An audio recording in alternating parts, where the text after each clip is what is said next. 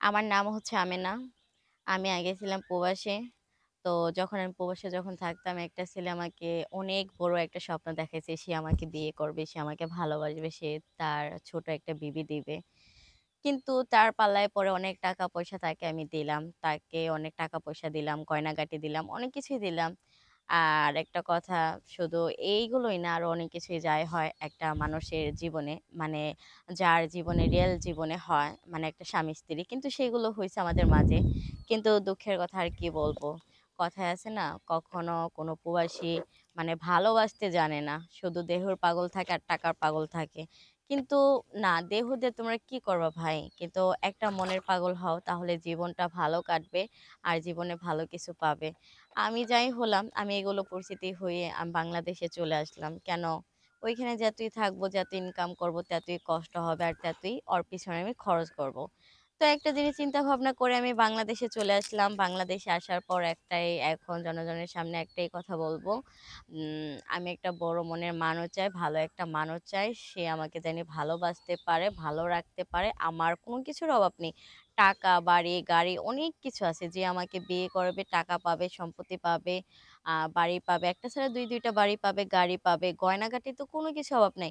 আচ্ছা, যারা আমাকে বিয়ে করতে চাও, আমাকে যদি ভালো লাগে, তাহলে আমার ভিডিওটা পুরাটা দেখো। ভিডিওটা পুরাটা দেখানোর পরে দেখো, ভিডিওর নিচে নাম্বার দেওয়া আছে। সেই নাম্বারে ফোন দিবা। অবশ্যই আমার সাথে যোগাযোগ করতে পারবা। আচ্ছা, এখন আপনি যে বিদেশি ছাইরা যে দেশি জামাই চাইতেছেন, এখন আপনার পরিবার কি আপনার মানবে যে আপনি যে নিজের ইচ্ছায় যে ইয়ে করতে চাইতেছেন? আম এখানে তো আমার কোনো পরিবার নাই। যখন ছোট ছিলাম, তখন একটা ঝড়ে আমার পরিবার সবাই মারা গেছে। তো আমি একাই, মানে এতিমখানায় বড় হইছি। আমি একটা অনাথ। তো অনাথ যখন, তখন আমি মাদ্রাসাতে থেকে, তো যখন আমার প্রাপ্য বয়স হয়েছে, তখন আমি প্রবাসে চলে যাই। এতিমখানায় থেকেই আমাকে বাহিরে যাওয়ার জন্য একটা সিস্টেম করে দেয়। তো আমি যখন প্রবাসে যাই, প্রবাসে যাওয়ার পর মানে একটা, একটা মিথ্যা একটা ইয়েতে, সম্পর্কে জড়াইছিলেন? হ্যাঁ, ইয়েতে জড়াই গেছিলাম। জড়াই যাওয়ার পরে তো কি করব? মানে ওইখানে টাকা-পয়সা, গয়নাগাটি অনেক কিছু দেওয়া হয়েছে তাকে। অনেক কিছু দেওয়ার পরে আমাকে বলে, "তুমি বাংলাদেশে যাও। আমি বাংলাদেশে আসতেছি। বাংলাদেশে গেলে আমি তোমাকে বিয়ে করব।" আমি যখন চলে আসছি, ওকে আমি ফোন দিচ্ছি, কিন্তু ওকে ফোনে পাচ্ছি না। ওর ফোন নাম্বারটা বন্ধ। যখন ওর বন্ধু-বান্ধবের কাছে ফোন দিচ্ছি, তখন বলে, "দেখেন, ওই তো সবকিছু চেঞ্জ করে ফেলছে। আর ওই বাংলাদেশেও যায় না, ওই যে অন্য কোনো রাষ্ট্রে যে চলে গেছে। ওই এখন বর্তমানে আছে ইরাকে। কিন্তু আগে ছিল সৌদি আরবে।" ও আসলে আপনারে ভালোবাসে না। আপনার অর্থ আর আমাকে আপনার ভালোবাসে দেহটাই নাই, কিন্তু ভালোবাসে। আমার দেহটাকে ভালোবাসছে আর আমার টাকাটাকে ভালোবাসছে। কিন্তু আমি এখন বাংলাদেশে এমনই একটা মানুষকে ভালোবাসতে চাই। আমি শুনছি যারা প্রবাসে থাকে তারা সবাই হচ্ছে এমন।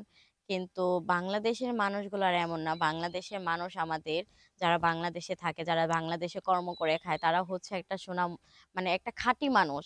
মানে সোনার মধ্যে যেমন ভেজাল নাই তেমনই, ঠিক আছে?